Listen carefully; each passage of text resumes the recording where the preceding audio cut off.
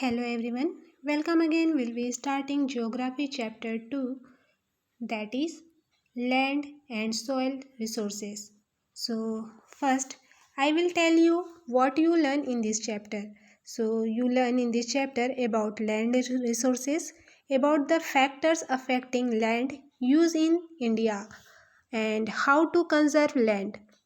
Next, you will learn in this chapter about soil profile and soil formation, and about the types of soil, about soil erosion, about soil conservation.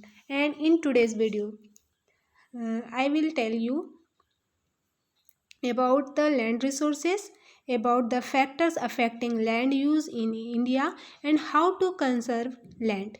Okay, so let's start this video with all these topics.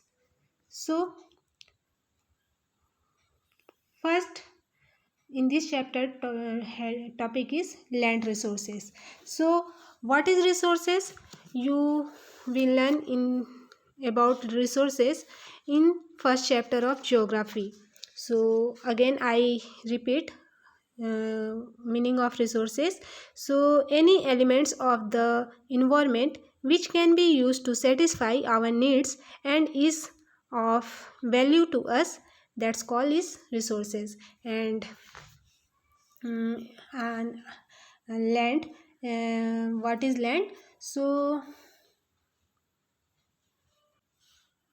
जो land है जहाँ हम रहते हैं उसे land कहते हैं. Okay, सो जो भूमि संसाधन है उसके बारे में सबसे पहले हम इस चैप्टर के अंतर्गत स्टडी करेंगे.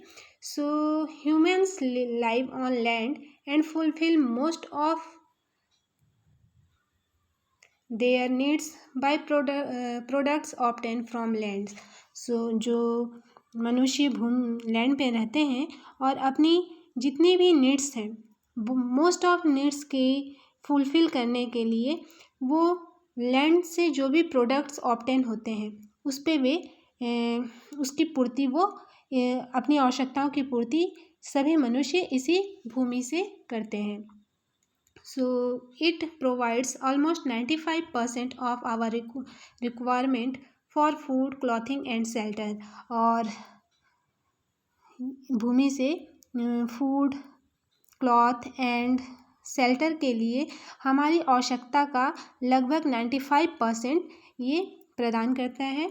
So, however, only 30% of the total surface area of the earth is covered by land, making its availability for human use very limited. और हालांकि हमारे अर्थ का कुल सतह का जो क्षेत्र है केवल 30% ही लैंड है, लैंड एरिया है जिसमें जो ह्यूमंस हैं अपने उपयोग के लिए इसकी उपलब्धता जो है वो बहुत सीमित है. और even this small amount is not totally suitable for human habitation. और ये छोटी सी जो स्मॉल अमाउंट है ये मानव के हैबिटेशन के लिए, आवास के लिए पूरी तरह उपयुक्त नहीं है. सो land is a very important resources.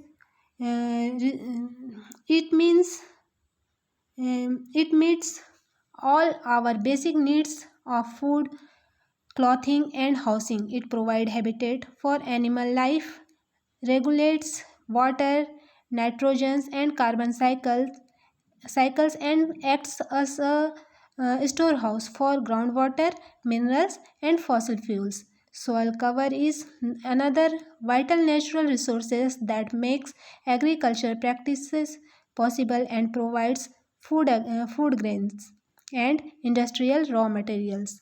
So land cover about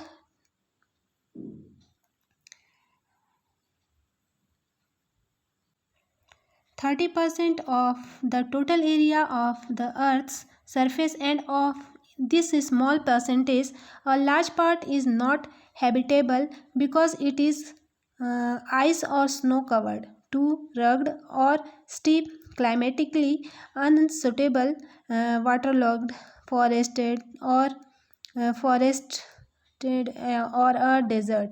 The quality and Distribution of land has a major role in deciding its uses.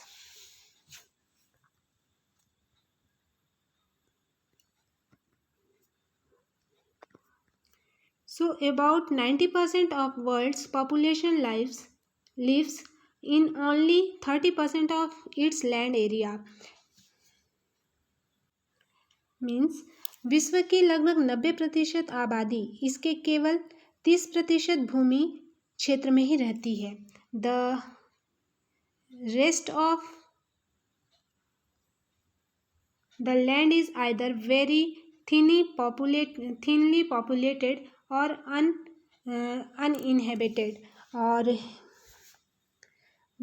बाकी की भूमि या तो बहुत कम आबादी या निर्जन है, या फिर यह इन क्षेत्रों में जो बिल्कुल जो मतलब यहाँ ये बताया गया है कि जो विश्व की लगभग 90% जो आबादी है इसके केवल 30% की ही भूमि में रहती है. बाकी की भूमि या तो बहुत कम आबादी वाली है या तो बिल्कुल निर्जन है.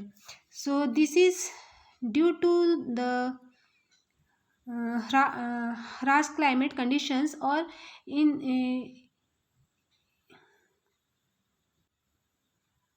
inhospitable relief features in these areas. और ये जो कारण है यह इन क्षेत्रों की जो ह्रास क्लाइमेटिक कंडीशंस है, कठोर जो जलवायु है उसका कारण है, या फिर जो इनहॉस्पिटेबल रिलीफ जो है फीचर्स उसके कारण भी. ये सब जो 90% जो एरिया है लैंड के उसमें से केवल 30% जो लैंड एरिया है वहाँ ह्यूमन हैबिटेशन या हैबिटेट होने के कारण है.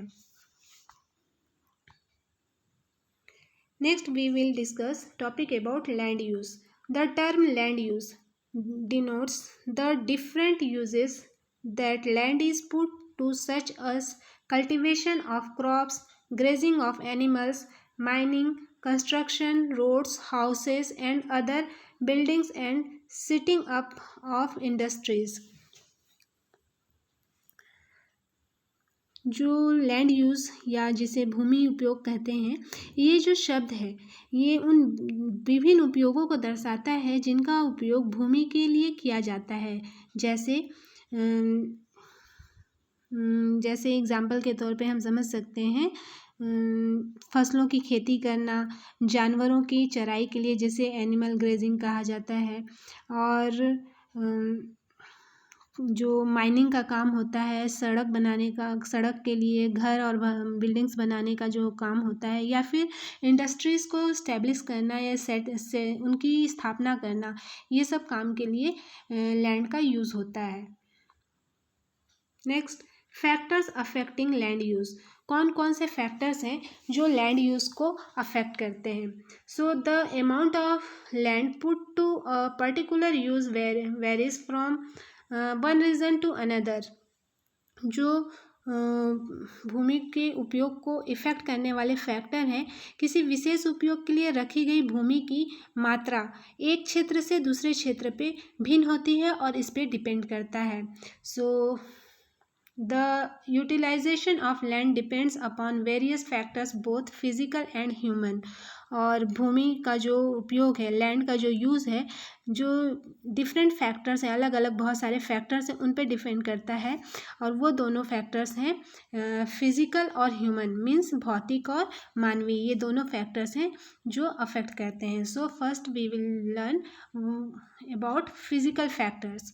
So the physical factors of a region such as relief features, soil, climate, natural vegetation, availability of water and minerals are important in deciding the land use of the region. और जो physical factor है जिसे भौतिक कारक कहा जाता है, किसी भी क्षेत्र के फिजिकल फैक्टर जैसे कि राहत की विशेषताएं जो होती हैं, मिट्टी, जलवायु, प्राकृतिक वनस्पति, पानी और खनिजों की उपलब्ध जो क्षेत्र हैं वहाँ की भूमि के उपयोग को तय करने में महत्वपूर्ण भूमिका अदा करते हैं. The river plains which are made up of rich alluvial deposits are very fertile. जो नदी के जो मैदान हैं जो समुद्र के जलोढ़ निक्षेपों से बने होते हैं बहुत ही जो कि उपजाऊ होते हैं. दे आर दस used for the cultivation of crops. और ये इस बहुत उपजाऊ होते हैं और ये जो भी विच आर मेड ऑफ ये डिपॉजिट और ये बहुत वेरी फर्टाइल बहुत ये जो डिपॉजिट होते हैं ये भूमि के उपजाऊपन को बढ़ा देते हैं. दे आर दस used for the cultivation of crops. और ये कल्टिवेशन क्रॉप्स के कल्टिवेशन के लिए यूज़ किए जाते हैं. The Ganga plain in India and the Hwang Ho basin of China are good examples. और इस भारत में गंगा का जो मैदान है खेती के लिए इस प्रकार की खेती के लिए यूज़ किया जाता है. और साथ ही चीन में वांगहो जो बेसिन है इसका अच्छा एग्जाम्पल है. The high mountain slopes may not be suitable for agriculture but their thick forest cover and scenic beauty is a source of attraction for tourists. The alpine meadow provide excellent grazing ground for sheep.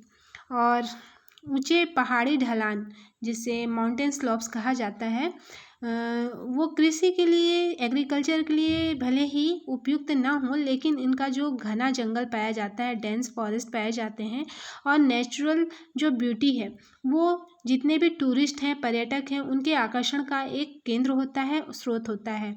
और alpine जो मेडो है घास का मैदान है भेड़ों के लिए अच्छा खासा ग्रेजिंग ग्राउंड जिसे चारागाह कहा जाता है वो प्रदान करते हैं. The plateau regions for the world like the African plateau or the Deccan plateau in India are storehouses of minerals. Mining activities and related industries are most common in these areas.